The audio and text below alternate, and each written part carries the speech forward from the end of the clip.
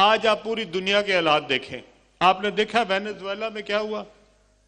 Venezuela का सदर अपने घर में सो रहा था, अमेरिका उसको घर से सोए हुए उसको और उसकी बीवी को उठा के ले गया। जिन मुल्कों में ताकत नहीं होती, जिन मुल्कों में फौज कमजोर होती है, जिन मुल्कों में फौज और अवाम इकट्ठी नहीं होती, उस मुल्क में कभी भी तरक्की नहीं हो सकती।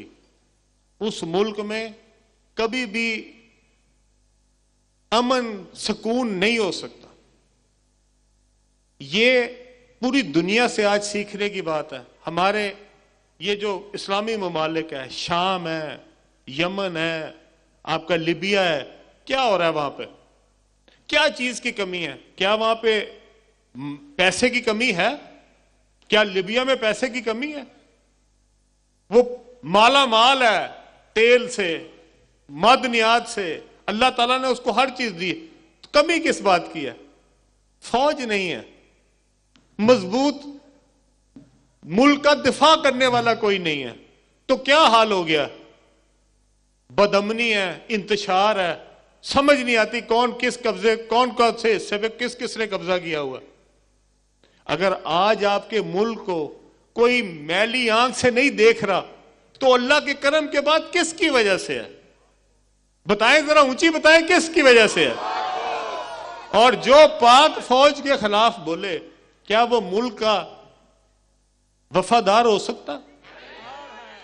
ये जो हमारे जवान 18 साल, 19 साल, 20 साल, 22 साल का जाके बॉर्डर के ऊपर अपनी जान का नजराना पेश कर रहा है, किसके लिए कर रहा है? ये आपके बच्चों के लिए कर रहा है।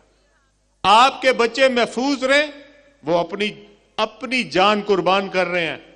वो जो माए अपने जिगर के टुकड़े को अल्लाह की राह में कुर्बान कर रहे हैं, वो किसके लिए कर रहे हैं?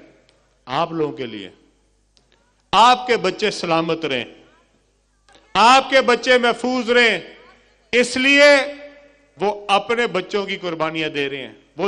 वो जो बेवाएं, जो अपने सुहाग जिन्होंने निछावर कर दिए, हमारी माए बहनें, उनके सुहाग सलामत रहे, उसके लिए उन्होंने अपने सुहाग जो है कुर्बान कर दी।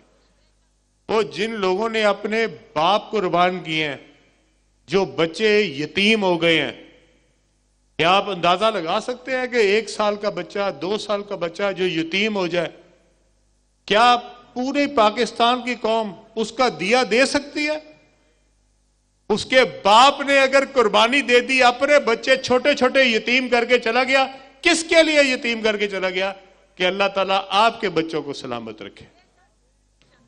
और जब हम उसी फौज के बारे में अपने सोशल मीडिया के ऊपर बकवास करते हैं, तो क्या ऐसे लोगों को इस मुल्क में रहने का हक होना चाहिए? क्या उनको पाकिस्तानी कहलाने का हक होना चाहिए? जो इस मुल्क का खैर खा है, क्या वो हमारी फौज के खिलाफ हो सकता है?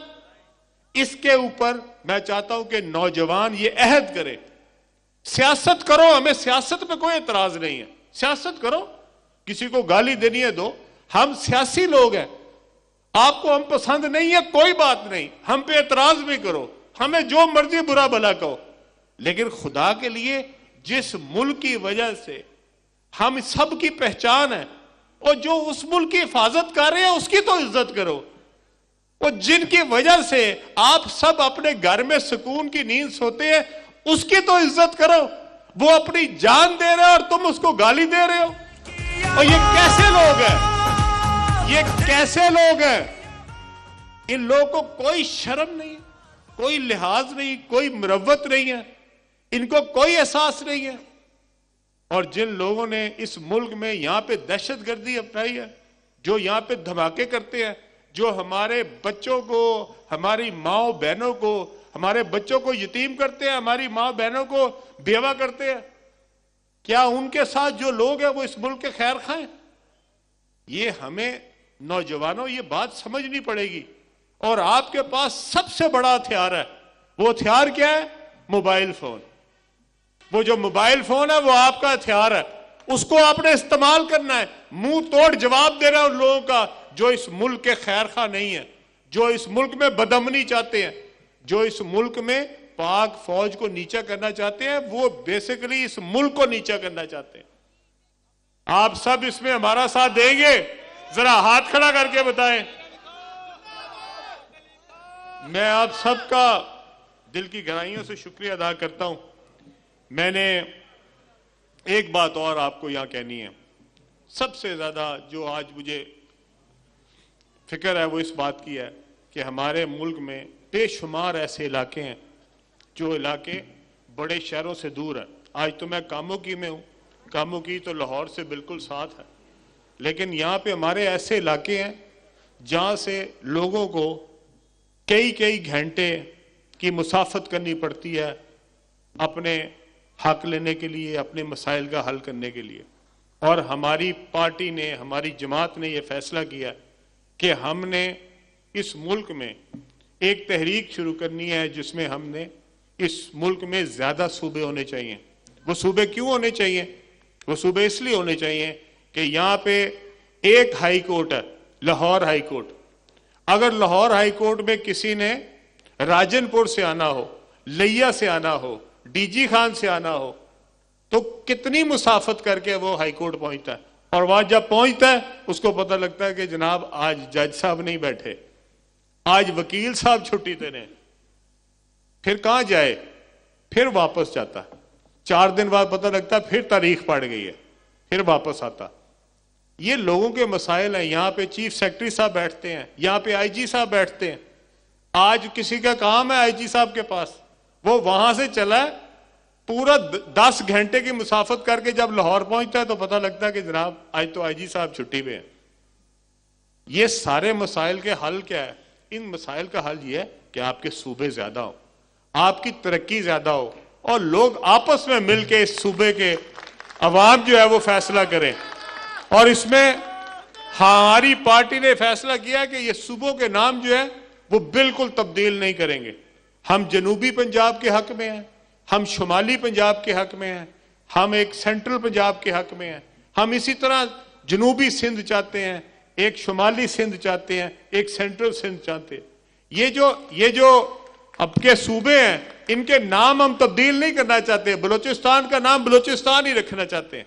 बलूचिस्तान भी तो आपको पता है, बलूचिस्तान जो है वो कोई 1000 किलोमीटर दूर पड़ते हैं एक शहर से दूसरा शहर, 1000 किलोमीटर। अब वो बताएं कि 1000 किलोमीटर के बाद जब कोई कोयटा पहुंचता है तो उस बेचारे के लिए कितनी बड़ी मुश्किल है अगर वो आगे से जिसको मिलने आया वो मौजूद ना हो। वो रहेगा कहां? वो अपने मसाइल किस तरह हल करेगा? 1100 किलोमीटर के बाद आपका एक सूबा हो, ये क्या मसाइल का हल है? मसाइल का हल आपके पास ज्यादा सूबों की शक्ल में होगा। और इंशाअल्लाह ताला हम सबसे अपील कर रहे हैं, आज मुझे एमक्यूएम की हिमायत हासिल हुई, आज हमारे साथ जो बाकी दोस्त हैं वो भी बहुत सारे दोस्त इसमें हमारी हिमायत शामिल कर रहे हैं, लेकिन मैं सारी जमातों से कहना चाहता हूं और खास तौर पे अपनी हुक्मरान जमातों से कहना चाहता हूं, अगर आपके पास सिंध में हुकूमत है तो बराए मेहरबानी आप एक वजीर आला की जगह अपने 3 वजीर आला बना लें।